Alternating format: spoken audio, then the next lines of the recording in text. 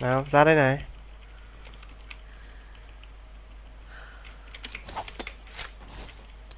Khói nè.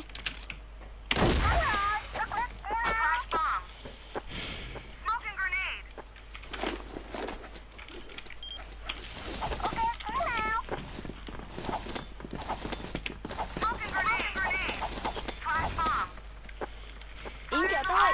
Gáy làm gì?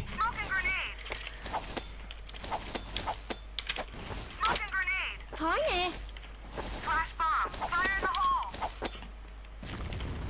Gọi ra solo tôi bắn cho. Cao A này. Mid này.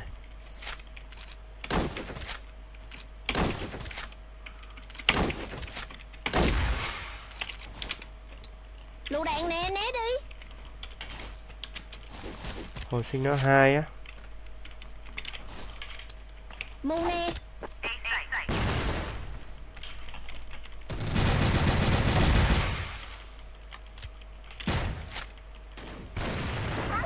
Hay ông ơi.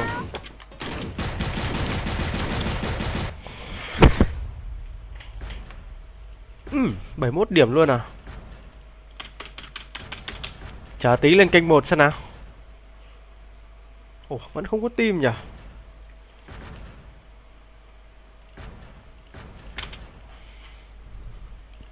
Để tìm được cái map nào bắn 687 cho sướng.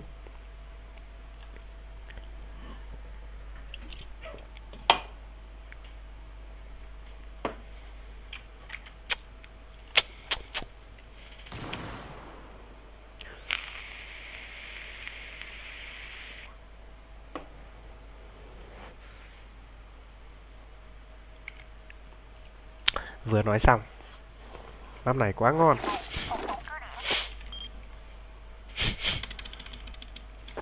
Yến chờ tôi.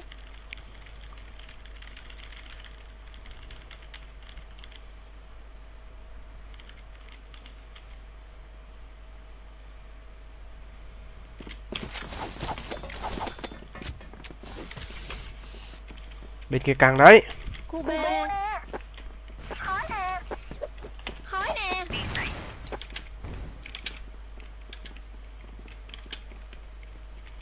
Miếu rồi. Mù nè.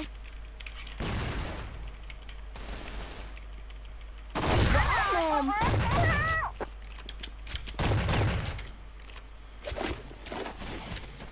Yến chờ tôi. Chỉ chờ mấy map này để bắn 687 thôi mà. Sướng thật sự. Khói nè. Khói nè.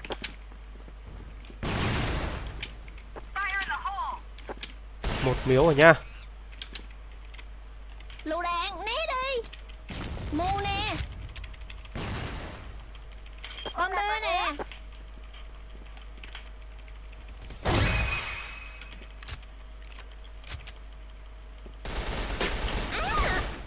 Đủ má, team đâu rồi?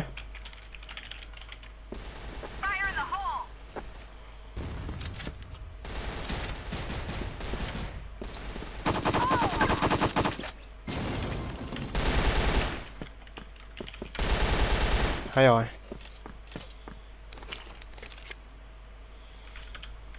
Mình vào chả thấy ai, đồng đội chả thấy ai luôn.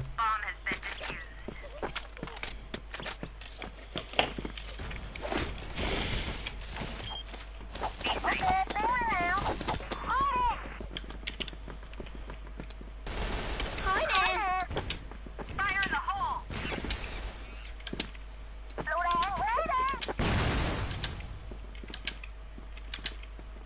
Đánh A hay sao ấy anh em ạ? Đánh A rồi.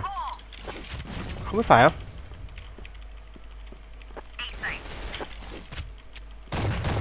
Ai à? Bắn thế mà được có 59 máu. Mid 1 trừ 60.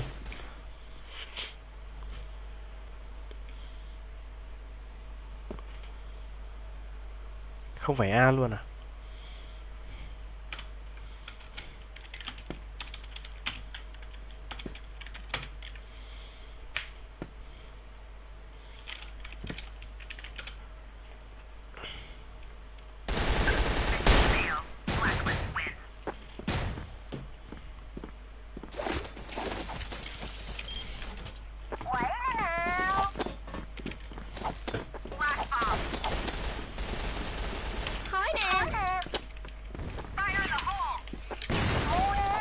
Nó đánh chậm ấy. Lùi rồi kìa, miếu lùi rồi. Lựu đạn, né đi.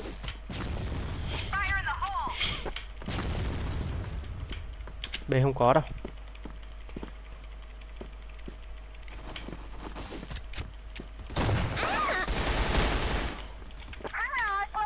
Nó thủ hết hồi sinh. Thua đi, bên kia thua đi. Yến chờ tôi. Ok, tiến lên nào.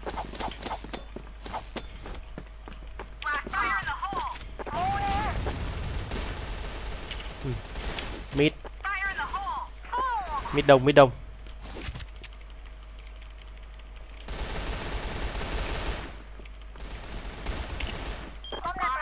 Lựu đạn, né đi. Khói nè. Ôi ôi đông thế.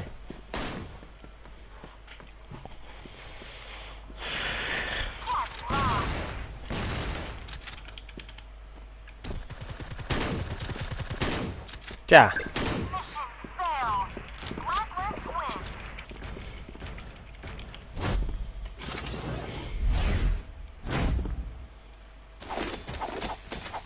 Chua.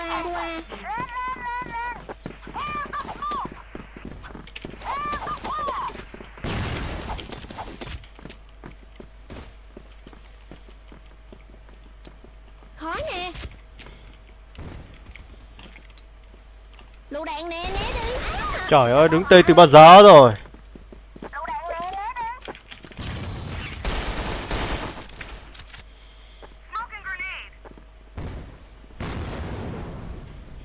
Phế rồi, trận này phế rồi. Phế vật rồi. Ui. Nhảy xuống làm gì?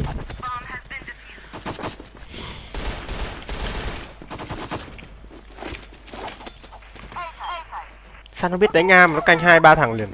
Canh 3 thằng. Nó ở nhà hồi sinh nó ấy. Nè. Lựu đạn nè, né đi.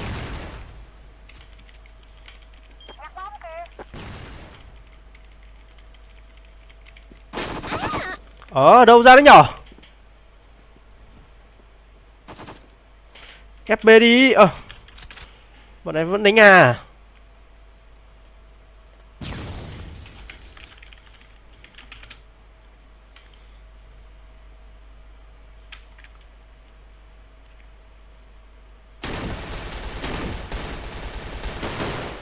Đây à?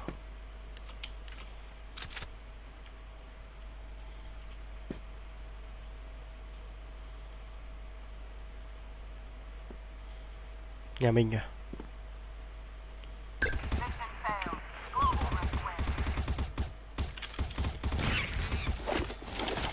Khu B. Ok, tiến nào. Thua ngược à? Khói nè. Thua ngược rồi. Lựu đạn nè, né đi.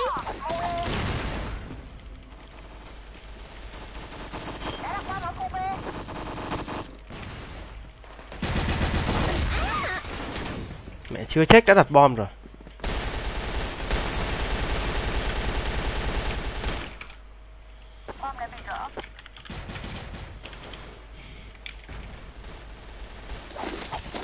Khu B.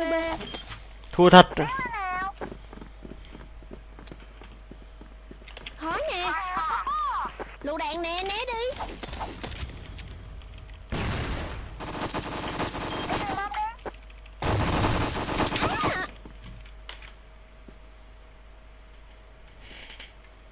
Thôi thua. Trận này mình cũng phế nữa.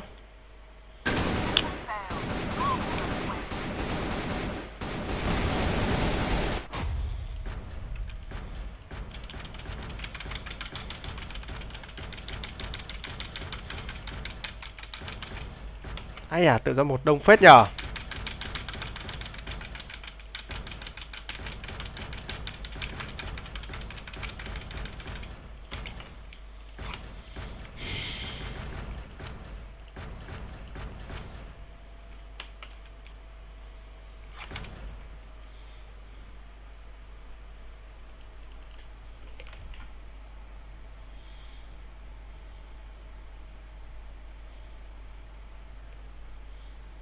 Lag rồi.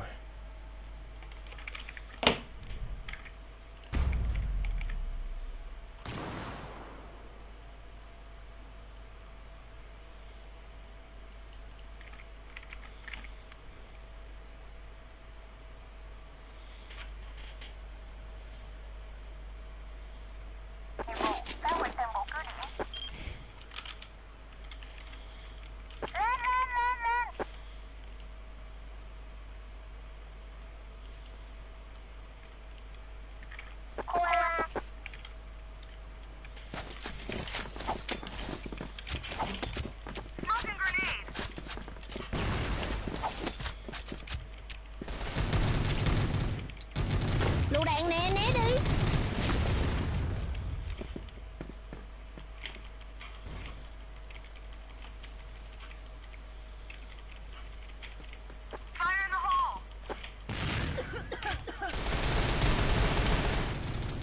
Khói nè.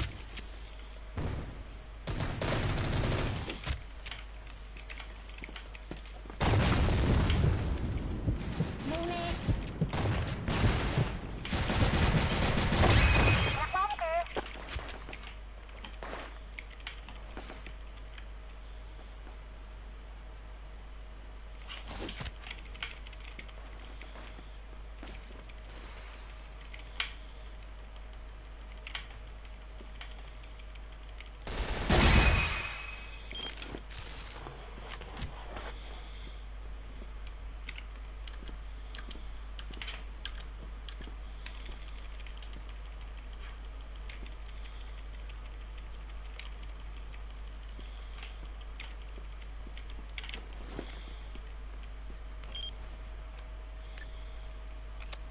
Đặt bom mà A.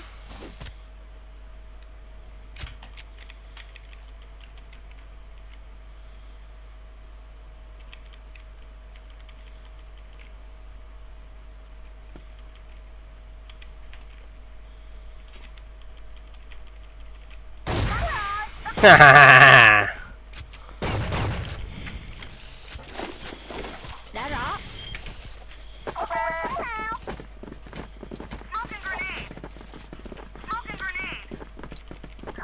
Lựu đạn nè, né đi. Ây da. Đặt bom mà B.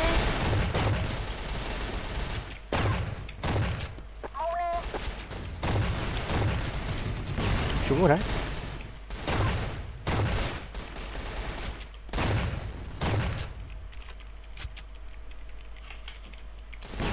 Khói nè. Đây, 1 máu cơ.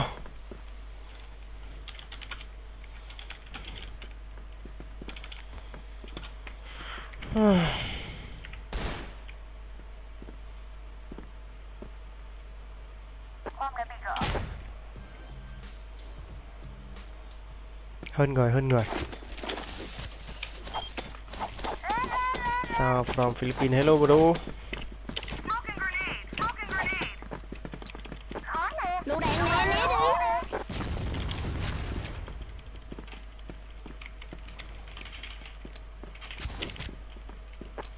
Khói nè.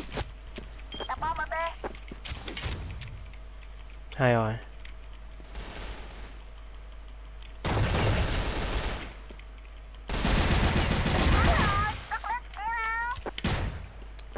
Mu nè.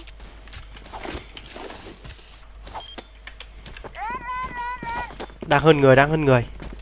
Bên kia thiếu người rồi. Nào. Khói nè. Lựu đạn nè, né đi.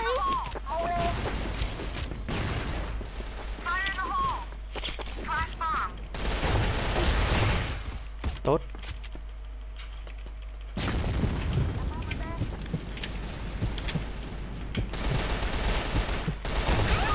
Ai à, cửa sổ.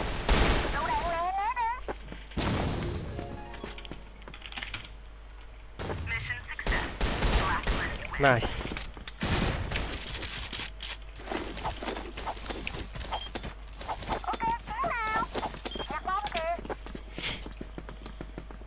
Khói nè. Lựu đạn nè, né đi.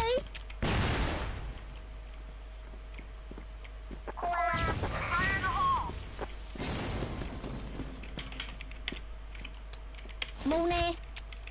Đã đặt qua ở khu B.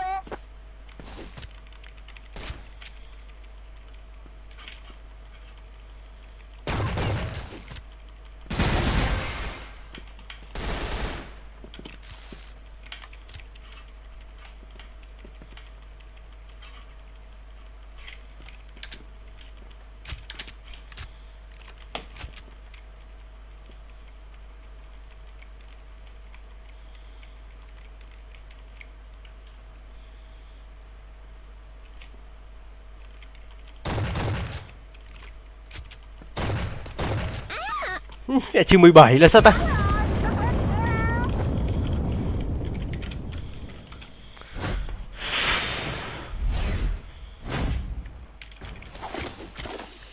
Phát trưởng 687 như kiểu bị phích ấy nhở? Khói nè. Lựu đạn, né đi. Ai da, B này. Mu nè. K3 trừ 52.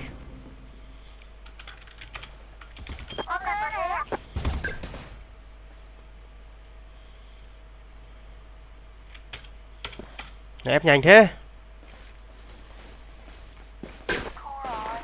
Ui, mùa này mà tôi chưa lên 100 điểm mà bắn mấy thằng này kiểu dạng kiểu tay to ấy.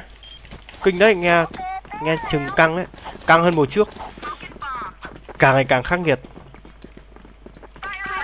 danh như top 100 luôn. Mu nè. Lựu đạn, né đi. Mình nhắm nhầm.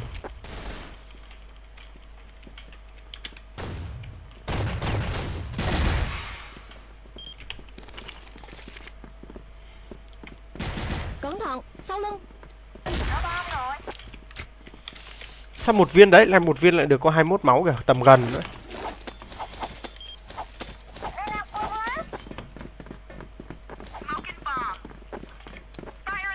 Khói nè. Lựu đạn, né đi. B đây này, A Mu gì? nè.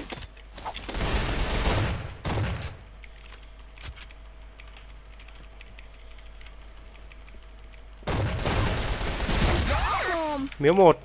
Ui ôi.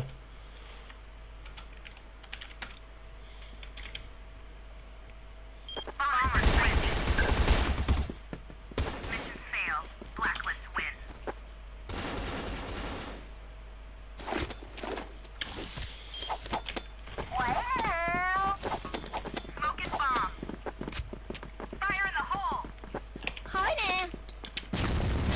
B. Khu B. Lựu đạn, né đi.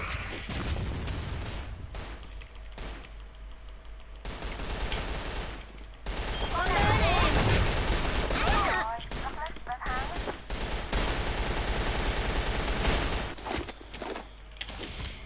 Đã rõ.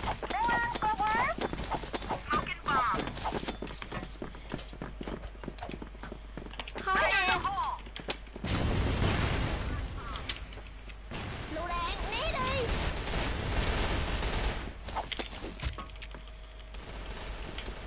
Mu nè.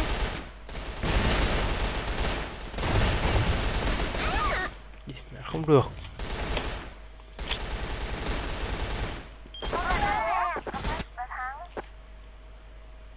Khó nhỉ.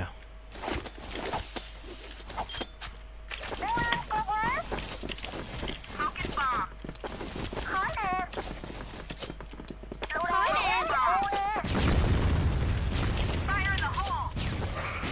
Lựu đạn, né đi. Mu nè.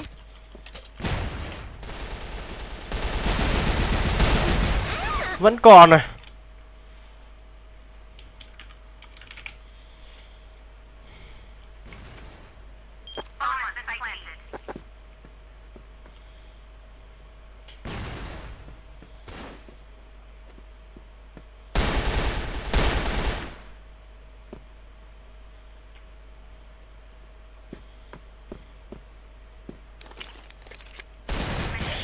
Trời ơi, lộ thế. Đù. Tiếc thế.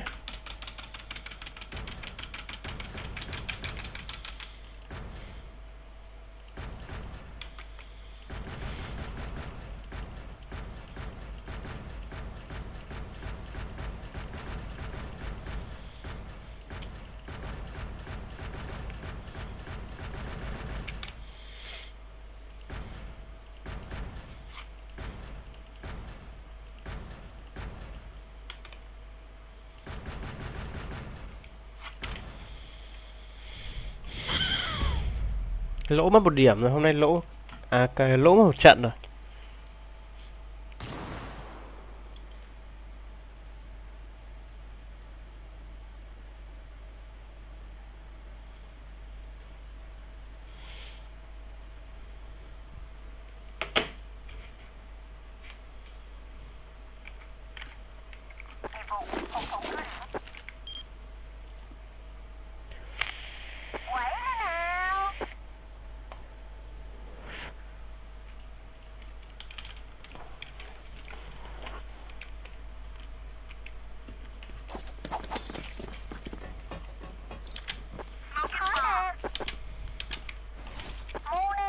Khói nè.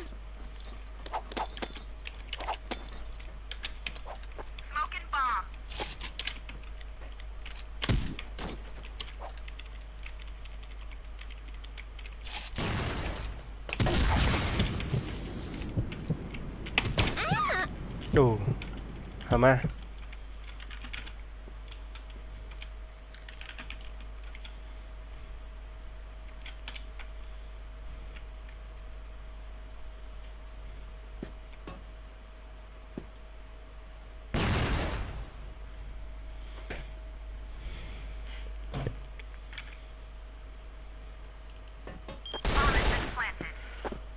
Gậy rồi.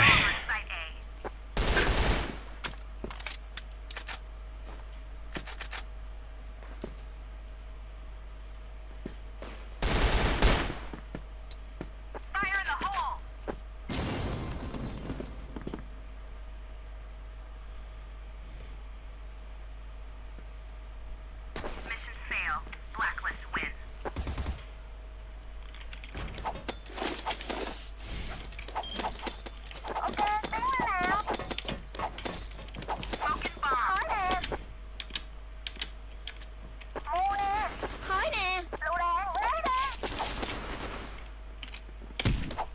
Ui giời.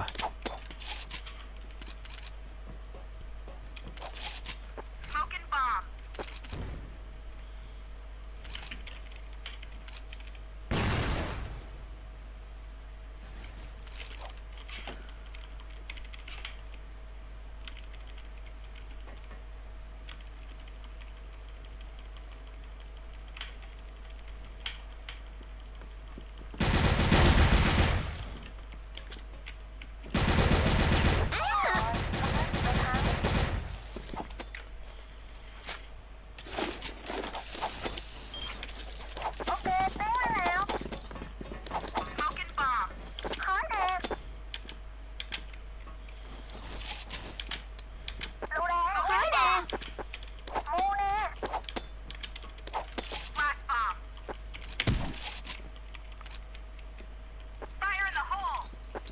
Lựu đạn, né đi.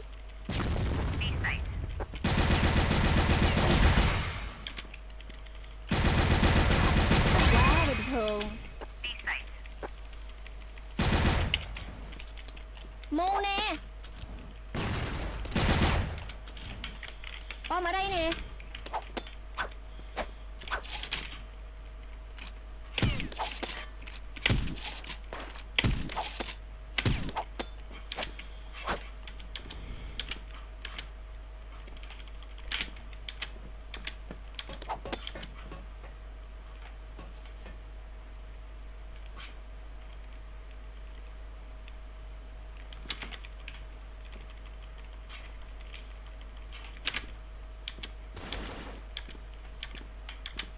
Bom đưa nè.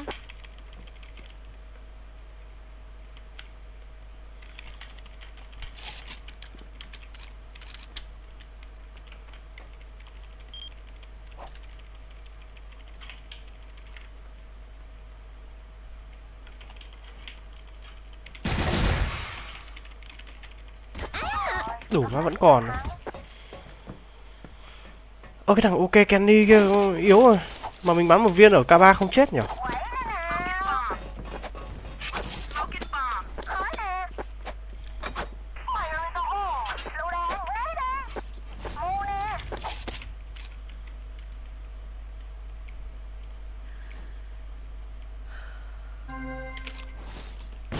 Khói nè.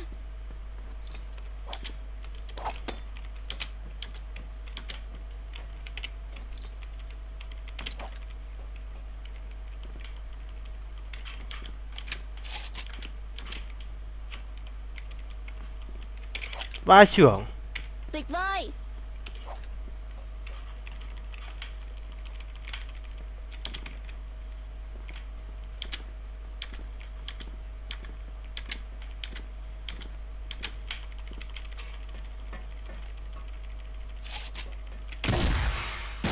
Quá bình thường.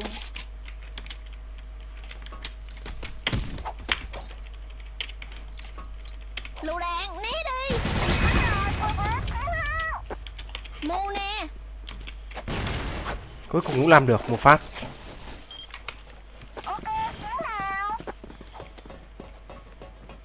Khói nè.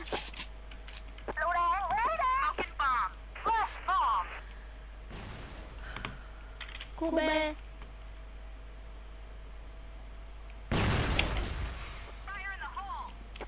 Lựu đạn, né đi. A này. Khu A.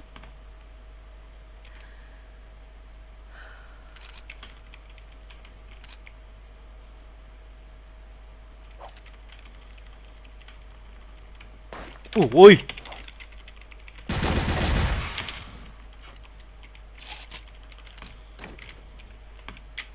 Giữ vững đội hình. Mẹ mò ra chết bây giờ.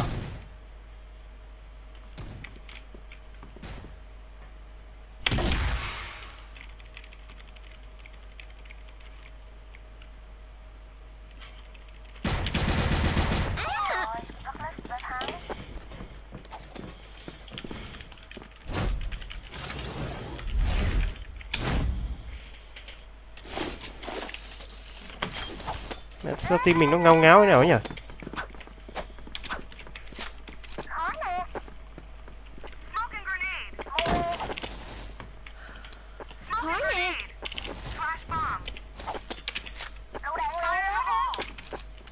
Ôi, định bệnh chết hết rồi. Ok. Chơi chúng nó.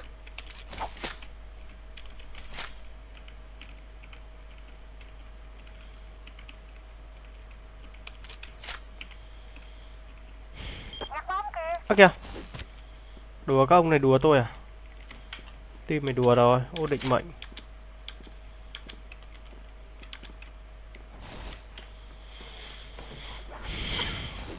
Được rồi.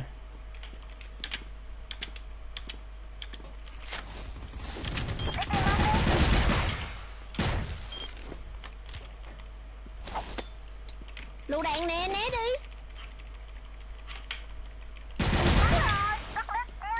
Mù nè.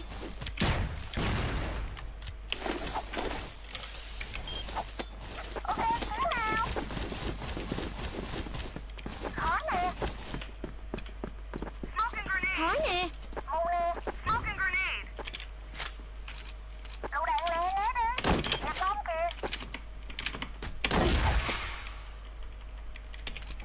Ai biểu chết tiếp rồi.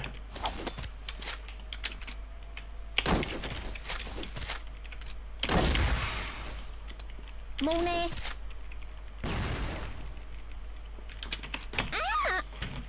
Mid.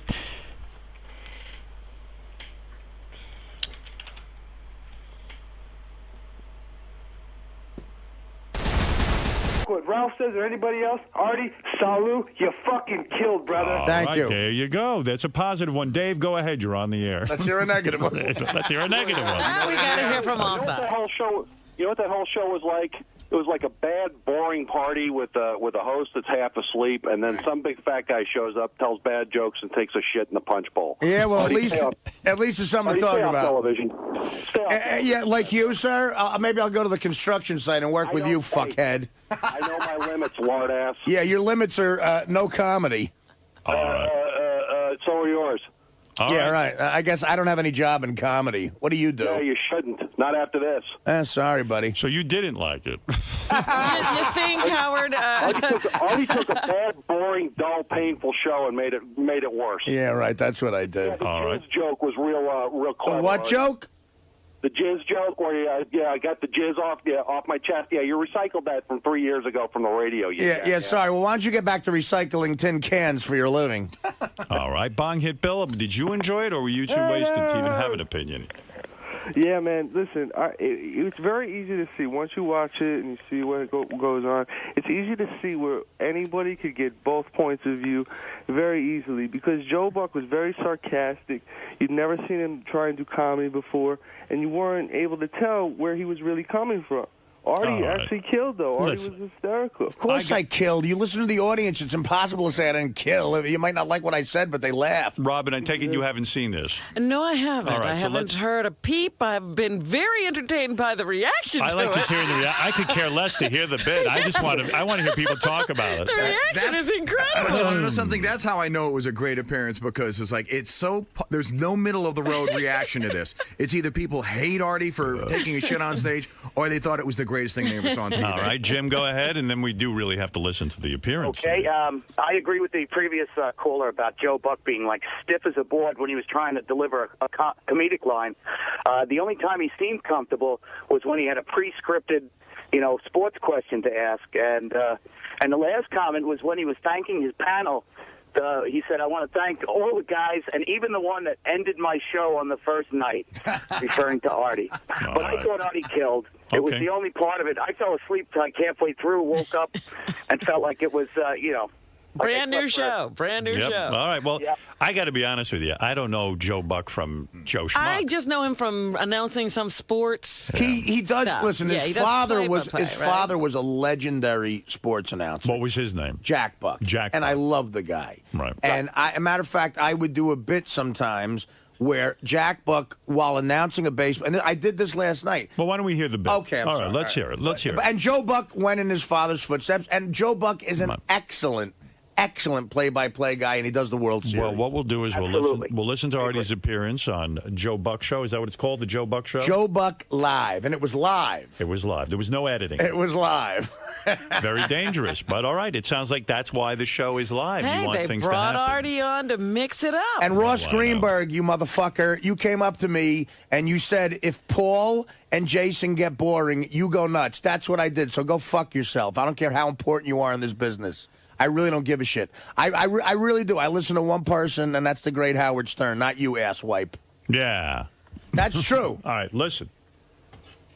Let's take a break. I'm gonna go to the vending machine. Go to the vending machine. What are you going to get? Number 46. What is number 46? I don't even know what it is anymore because I'm skinny. Just get number 46. I don't go anymore. That'll calm you down. You need candy. Listen, man. Listen. It got for the people. Listen to the crowd. Michael Irvin. We're gonna hear it. We're gonna hear it. But the visual. Michael Irvin, who's a Dallas Cowboy. Now, when you say you listen to Howard Stern, you mean Howard K. Stern or? No. Well, him too. But he's listening to the guy. He tells. Up on charge. I know he ain't listening to me. He tells me to do some fucking crazy shit that Howard K. Stern. Yeah, he's nuts. All right, look. Let's take a break. Look at what happened to Anna. Don't I listen to say him. it on the show, Howard. I go. Howard ain't a pussy, and I'm not either. So I'm going to say what I want. But let me ask you something, because Artie makes a point. A lot of times guys kill, and they do something incredible.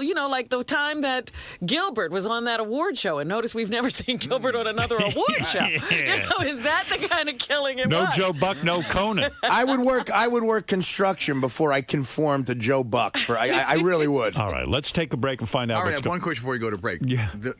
The Arsenio Hall show, do you consider that was a major plus in your career? I think so. I never evaluated it. It was, Howard. You know why? I just did it. You're putting it on a scale, though. It's like good appearance, not a good appearance. It wasn't a good appearance. Howard, let me tell you something. Yeah. In my opinion, it wasn't a good appearance. For a guy like I me, thought it was. I'm talking about I've done better. Yeah, you have, but I'm not comparing it with Artie. I haven't heard Artie's. But in the context of the times, nobody did what you did in that moment, and it had everybody talking. So I would consider that a plus. And I'm a Howard disciple, and I'll tell you what. When you said to Arsenio Hall, did your mother name you in a fire because of our arson? And he goes, don't talk about my mother. And they threw you out of there. Me and all my buddies were like fucking rock and roll, man. That's why we love you. And look, I'm not as good as you, but I try to be, and that's what I tried to be last time. All right. All right? What is this, Chris? What is your opinion?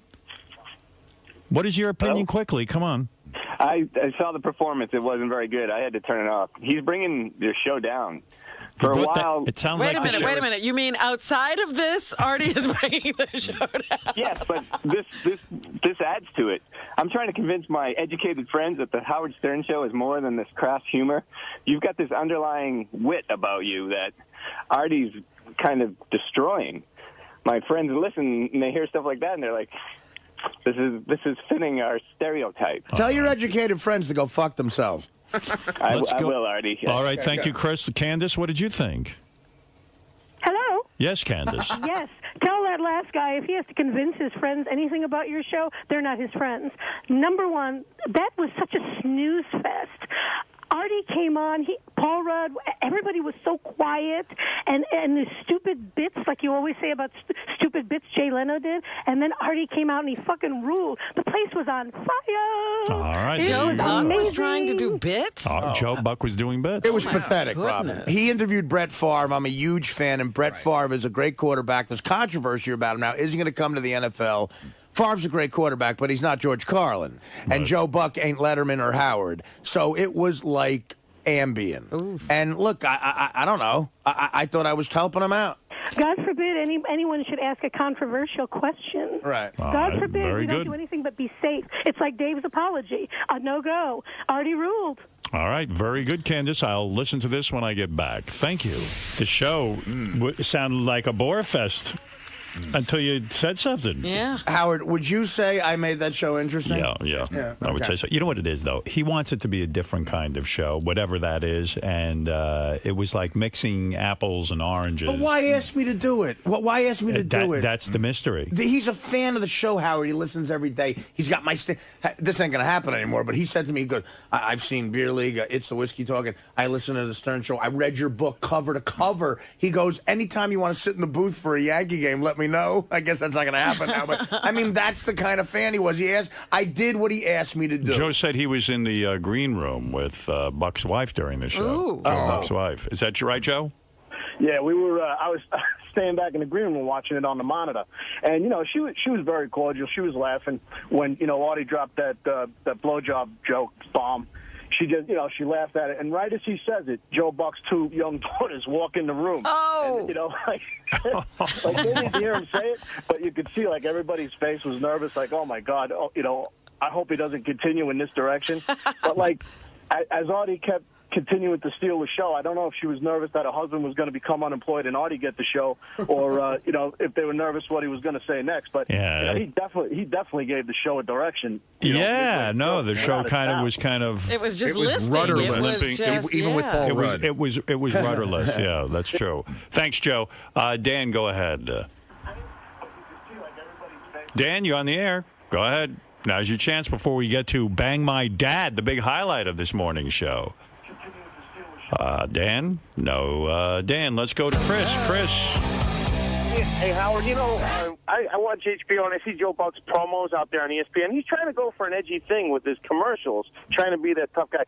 But who else wants to listen to? Who wants to listen to a bunch of jocks sitting around? We can watch ESPN if we want to watch that. And Joe Buck, he's kind of condescending towards Artie when he's a fan. Isn't that what he wants? He knows Artie's deal.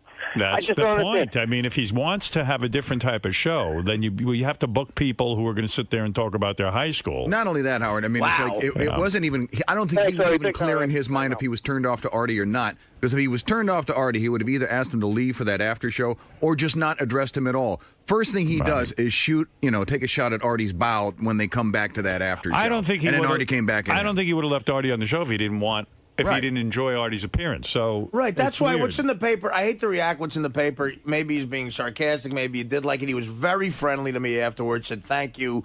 I mean, people were hugging me, thanking me. Like they were. Paul Rudd said to me, "That's the greatest thing I've ever seen." And Paul Rudd is the nicest guy. And Jason Sudeikis from SNL said the same thing. Everybody was hugging me. Artie gave them something to do. Artie, who was the guy that had the Lucky Pierre line where he said, "I'd be the Lucky Pierre in between these two guys"? Paul Rudd. Paul Rudd. So there you go. He clearly got it.